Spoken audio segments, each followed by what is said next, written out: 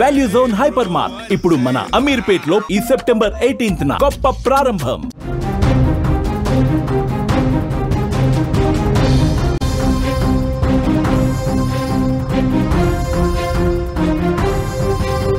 నెల్లూరు జిల్లాలో రహదారి రక్తసిక్తమైంది. Wrong route కారణంగా జరిగిన ప్రమాదం పెను విషాదాన్ని మిగిల్చింది.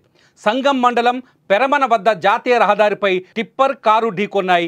రాంగ్ రూట్లో శరవేగంగా వచ్చిన ఇసుక టిప్పర్ కారును ఢీకొట్టింది. దీంతో టిప్పర్ కిందకు కారు వెళ్లడంతో కారులో ఉన్న వాళ్ళు నుజ్జునుజ్జయ్యారు. ఈ ఘటనలో కారులో ఉన్న చిన్నారి సహా 7 దుర్మరణం చెందారు. కారు నెల్లూరు నుంచి కడప వైపు వెళ్తుండగా ఈ ప్రమాదం జరిగింది. ప్రమాద దృశ్యాలు ఒళ్ళు గగురు పొడిచేలా కనిపిస్తున్నాయి. రాంగ్ రూట్లో వెళ్ళడం వల్ల జరిగిన ఈ ప్రమాదంతో సాధారణంగా రాంగ్ రూట్ని చాలా లైట్ తీసుకుంటారు. రాంగ్ రూట్లో వెళ్ళటం వల్ల ఎంత పెద్ద ప్రమాదం జరిగిందో మనం చూడొచ్చు. కేవలం టిప్పర్ రాంగ్ రూట్లో రావటం, కారు రైట్ రూట్లో రావడంతో ఇద్దరు కంట్రోల్ చేయలేకపోయారు సిచ్యువేషన్ను. కారు నేరుగా టిప్పర్ కిందకు వెళ్ళినట్టుగా మనకు విజువల్స్ చూస్తే అర్థమవుతుంది.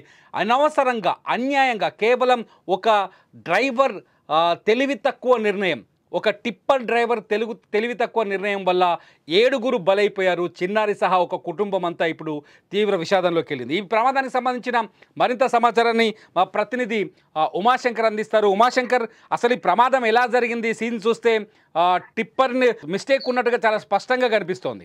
అంటే ఇది ఇసుక మాఫియా రెచ్చిపోవడంతోనే వాళ్ళు టిప్పర్లు 10 కిలోమీటర్ల దూరం తిరుక్కో రావాల్సి ఉంది. అయితే ఇది రాంగ్ రూట్ లో వస్తే షార్ట్ కట్ లో వెళ్ళిపోవచ్చు అనే ఒక ఆలోచనతోనే టిప్పర్ ఆ వైపు వచ్చినట్టు తెలుస్తుంది.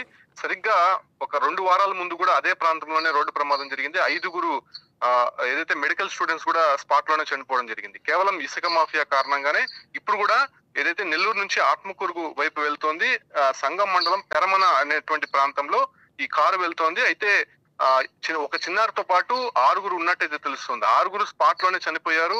మనం ఆ విజువల్స్ లో చూడొచ్చు. ఆ టిప్పర్ కింద కారు మొత్తం కూడా ముందు భాగం దూసుకు వెళ్ళిపోయింది. అయితే ఎయిర్ బెలూన్స్ ఓపెన్ అయింది, కానీ ఆ ఒక్క ఎయిర్ బెలూన్స్ ఓపెన్ అయిపోయినాయి కూడా ఆ కారు మొత్తం కూడా డ్యామేజ్ అయిపోయింది హాఫ్ భాగం వరకు కూడా. కాబట్టి ముందున్నటువంటి వారు వెనకున్నటువంటి వారు పూర్తిగా హెడ్ ఇంజురీస్ అయ్యి స్పాట్ లోనే చనిపోయారు. ఇంకా కూడా ఆ కారు నుంచి ఆ లారీని వేరు చేయడానికి చాలా కష్టతరంగా మారుతుంది. పోలీసులంతా కూడా అక్కడికి చేరుకున్నారు. ఇంకొకటి ఏంటంటే ఆ టిప్పర్ ఢీకొన్న తర్వాత దాదాపు 200 మీటర్స్ ఆ కారుని లాక్కుంటూ వెళ్ళిపోయినటువంటి పరిస్థితి. దీంతోనే ప్రమాద తీవ్రత ఎక్కువగా ఉందని చెప్పొచ్చు. ఇది ముంబై నేషనల్ హైవేగా చెప్పొచ్చు.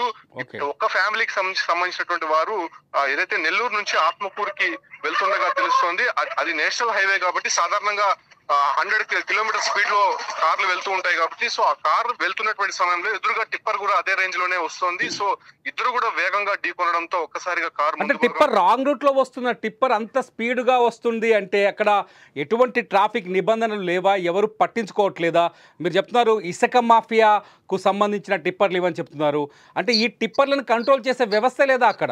ఎస్, ఇప్పుడు ఆ పోలీసులు కూడా ఇదే విషయం పైన ఆరా తీస్తే అక్కడ ఉన్నటువంటి పొలిటికల్ కొంత మాఫియా రెచ్చిపోవడంతోనే పొలిటికల్ అండదండలు ఉండడంతోనే ఈ ఇసుక మాఫియా అనేది కంటిన్యూ అవుతుంది. ఈవెన్ ఇప్పుడు డే టైమ్ లో కాదు, నైట్ టైమ్ లో అయితే ఇంకా రెచ్చిపోయి అక్కడ టిప్పర్ డ్రైవర్లు వస్తూ ఉంటారు. అయితే ఏదైనా యాక్సిడెంట్ జరిగితే, తరచూ జరుగుతూ ఉంటాయి, ఏదైనా యాక్సిడెంట్ జరిగితే అక్కడ నుంచి వెళ్ళిపోవడము, లేకపోతే వాళ్ళని గుర్తుకుంటూ ఆ టిప్పర్ ని దూసుకు వెళ్ళిపోవడం, ముందుకు వెళ్ళిపోవడం జరుగుతుంది. ఇటువంటి యాక్సిడెంట్స్ అనేకం జరిగినా కూడా వెలుగులోకి వచ్చింది మాత్రం ఎవరన్నా చనిపోతే తప్ప ఇలా వెలుగులోకి వచ్చేటువంటి అవకాశం లేదు. అక్కడ ఉన్నటువంటి పొలిటికల్ లీడర్స్ సపోర్ట్ తోనే ఇలా ఇసుక మాఫియా రెచ్చిపోతున్నారు. అనేక సందర్భాల్లో కూడా రైట్స్ చేయమని చెప్పాము, కాకపోతే తూచా తప్పకుండా చేస్తామని చెప్పి అది తూతూ మంత్రంగా చేసి వదిలేస్తున్నటువంటి పరిస్థితుల్లోనే ఇటువంటి యాక్సిడెంట్ జరుగుతుందని కూడా చెప్తున్నారు. ప్రస్తుతం ఆ కుటుంబానికి సంబంధించినటువంటి వివరాలు ఇప్పటివరకు తెలియలేదు, కానీ బయటికి తీస్తే గానీ వాళ్ళు ఐడెంటిటీ ఎవరైనా లోపల ఉన్నారా అనే విషయం తెలిసే అవకాశం ఉంది. ఒక చిన్నారి ఉంది, చిన్నారి కొంత స్పృహలో ఉన్నట్టయితే తెలుస్తుంది. వెంటనే 108 ద్వారా నెల్లూరు ఆసుపత్రికి అయితే తరలించారు. మిగతా 6 మంది అంటే ఫ్యామిలీ లేడీస్ కూడా ఉన్నట్టయితే తెలుస్తుంది. వాళ్ళంతా కూడా నుజ్జు అయిపోయినటువంటి పరిస్థితి. సో ప్రస్తుతం జేసీబీతో బయటికి తీస్తున్నట్టు తెలుస్తుంది. ఇంకా కూడా కష్టతరంగా మారుతుంది. లోపలంతా కూడా ఇరుక్కుపోయినారు కాబట్టి కారును మొత్తం డిస్మాండిల్ చేసిన తర్వాతనే బాడీ బయట వచ్చేటువంటి అవకాశం అయితే కనిపిస్తుంది. దాదాపు ఎంత స్పీడ్ ఉంటుంది ఉమాశంకర్? అక్కడ పోలీసులు కానీ ప్రత్యేక సాక్షులు చెప్పిన దాని ప్రకారం టిప్పర్ ఎస్, నేషనల్ హైవే కావడంతోనే కార్ అనేది దాదాపు 80 నుంచి 100 స్పీడ్ లో ఉన్నట్టు తెలుస్తుంది. అయితే టిప్పర్ మాత్రం 80 కిలోమీటర్ స్పీడ్ లో ఆపోజిట్ రోడ్ లో వస్తుంది. అది కూడా 4-వే రోడ్డు. ఒకవైపు వస్తే ఇంకొక వైపు వెళ్లాల్సి ఉంటుంది కాబట్టి ఇది టిప్పర్ నేరుగా వస్తుంది. ఇక కారు ఎట్టి పరిస్థితుల్లో కూడా తప్పించుకునే పరిస్థితి అక్కడ ఉండదు. ఒకవేళ తప్పించుకోవాలంటే ఈ రోడ్ నుంచి అటువైపు రోడ్డుకి వెళ్ళిపోవాల్సి ఉంటుంది. అప్పుడు కార్ అనేది అప్సెట్ అయ్యేటువంటి అవకాశం ఉంటుంది కాబట్టి ఇంక నేరుగా టిప్పర్ ముందరికి కారు దూసుకు వెళ్ళిపోయింది. అయినప్పటికీ కూడా ఆ టిప్పర్ అనేది ఆగలేదు, నేరుగా దూసుకుంటూ వస్తూనే ఉంది. ఆ ఒక డ్రైవర్ ఏదైనా మద్యం సేవించుడానా ఉన్నాడా అనేటువంటి అనుమానాలు కూడా రేకెత్తిస్తున్నాయి. ఎప్పుడైతే యాక్సిడెంట్ జరిగిందో 200 మీటర్స్ కార్ ని లాక్కొని వెళ్ళిపోయిందో వెంటనే అక్కడ ఆగినటువంటి నేపథ్యంలోనే స్థానికులంతా అరుపులతో ఆపాడు. ఆ తర్వాత డ్రైవర్ క్లీనర్ వెంటనే దిగి అక్కడ నుంచి పరుగులు తీశారు. సో టిప్పర్ ఎవరిదైనా అనేది కూడా ఇప్పటివరకు క్లారిటీ లేదు. పోలీసులు అయితే చేరుకున్నారు కానీ ఆ బాడీస్ ఫస్ట్ బయటకు తీసిన తర్వాత విచారణ అయితే చేసేటువంటి అవకాశం కనిపిస్తుంది. రైట్ ఉమాశంకర్, ఇది అక్కడి పరిస్థితి నెల్లూరు యాక్సిడెంట్. ఈ యాక్సిడెంట్ని నిజంగా కొంచెం సీరియస్గా తీసుకోవాల్సిన అవసరం ఉంది. ముఖ్యంగా నెల్లూరు జిల్లా పోలీసులు కావచ్చు, నిజంగా నెల్లూరు జిల్లా పోలీసులు ఇంత నిర్లక్ష్యంగా ఉన్నారా అనే ఒక ప్రశ్న కూడా ఇక్కడ తలెత్తుతోంది. అంతేకాదు ఈ రోడ్ సేఫ్టీ అనే విషయంలో ఎవ్వరూ ఈ ప్రదేశాన్ని పట్టించుకున్న సందర్భాలు కనిపించట్లేదు. చాలా స్పష్టంగా మనకు అర్థమవుతోంది.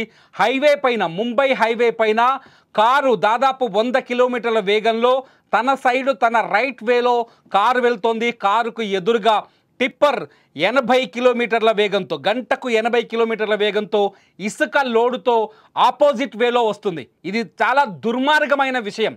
లారీ డ్రైవర్ కావచ్చు, క్లీనర్ కావచ్చు, నిజంగా అక్కడ ఆ కుటుంబానికి, నెల్లూరు నుంచి ఆత్మకూరు వెళ్తున్న కుటుంబం ప్రాణాలని పొట్టన పెట్టుకున్నారనే చెప్పాలి.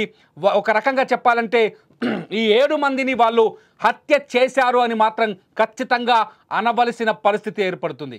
ఇంత దుర్మార్గమా, ఇంత దారుణమా? రాంగ్ రూట్లో ఒక డ్రైవర్ 1 కిలోమీటర్ ప్రయాణిస్తే పోయే సమయాన్ని రాంగ్ రూట్లో వచ్చి దాన్ని కవర్ చేసుకోవడం కోసం వేగంగా ఇసుకను తోడుకొని వెళ్ళి దుండగులు వ్యాపారం చేసుకుంటారు. ఇసుక లారీల దుర్మార్గాలు ఇక్కడే కాదు ఎక్కడైనా కనిపిస్తున్నాయి. చాలా స్పష్టంగా నెల్లూరులో ఇక్కడ జరిగిన ఈ ప్రమాదాన్ని చూస్తే నెల్లూరులో నిజంగా బాధ కలుగుతుంది. ఇసుక లారీ డ్రైవర్ల నిర్లక్ష్యం కావచ్చు, అట్లాగే ఇసుక ర్యాంపులను నిర్వహిస్తున్న యజమానుల అధికార బలం కావచ్చు. అంతేకాదు, ఎందుకంటే ఈ యాక్సిడెంట్ కొత్తది కాదు. 15 రోజుల క్రితం ఇదే ప్లేస్లో ఇంకొక ప్రమాదం కూడా జరిగింది. ఆ ప్రమాదంలో 5 మెడికల్ స్టూడెంట్స్ కూడా చనిపోయినట్టుగా మనకు తెలుస్తుంది. అంటే ఒకే చోట ఇన్ని ప్రమాదాలు జరగడానికి కారణం కూడా స్పష్టంగా కనిపిస్తుంది. ఇసుక మాఫియాకు సంబంధించిన లారీలు ఇక్కడ రాంగ్ రూట్లో రావటం వల్ల కార్లో వేగంగా వచ్చే వాహనాల్ని అవి లారీని తప్పించుకోలేక ఆ వేగంగా వచ్చే కార్లు కావచ్చు, ఇతర వాహనాలు కావచ్చు, రైట్ వేలో వచ్చే వాహనాలు కావచ్చు ఢీ కొడుతున్నాయి. ఇక్కడ ప్రమాదం జరుగుతోంది. అయినా ప్రమాదాలు వరుసగా జరుగుతున్నాయి, అయినా ఎవరు పట్టించుకున్న సందర్భం కనిపించట్లేదు. చాలా స్పష్టంగా నేను చెప్తున్నాను ప్రేక్షకులారా, ఇది 100% ఇసుక మాఫియా చేసిన హత్యలు అంటారా? ఈ 7 మంది చనిపోవడం, ఒక పసిపాప, ఒకే కుటుంబానికి సంబంధించిన ఫ్యామిలీ మెంబర్స్ 7 వ్యక్తులు ఒకేసారి చనిపోతే ఆ కుటుంబంలో ఎంత దుఃఖం వస్తుందో ఒక్కసారి అర్థం చేసుకోండి. 15 రోజుల క్రితం ఇదే స్పాట్లో 5 చనిపోయారు మెడికల్ స్టూడెంట్స్. అయినప్పటికీ ఇక్కడ రోడ్ సేఫ్టీకి సంబంధించిన ఎటువంటి మెజర్మెంట్స్ తీసుకోలేదు. ఆ ఏరియా పోలీసులు పట్టించుకోలేదు. ఆ ఇసుక లారీలపైన కేసులు పెట్టలేదు. రాంగ్ రూట్లో వచ్చే లారీలకు పెనాల్టీలు వేయలేదు. ఆ డ్రైవర్లపైన చర్యలు తీసుకోలేదు. వాళ్ళ లైసెన్సులు రద్దు చేయలేదు. ఇప్పుడేం చేస్తారు? 7 ప్రాణాలను తెచ్చిస్తారా?